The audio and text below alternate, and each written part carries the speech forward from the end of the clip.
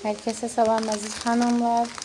Videoda gördüğünüz kimi bütün əziyyətim boşa getdi. Paketlədiyim tediləri, çəlləkləri yenidən paketləmək məcburiyyətində qaldım. Çatdırılma üçün getmişdi. Sifariş qəbul olunmuşdu. Sadəcə son anda sifariş ləğv edildi.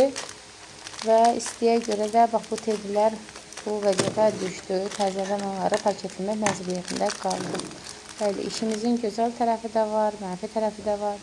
Gözəl tərəfi odur ki, gözəl əl işləri yaradırıq. Ailələrə sevinç bəxş edirik. Mənfi tərəfi isə istidə bax bu formaya düşə bilirlər.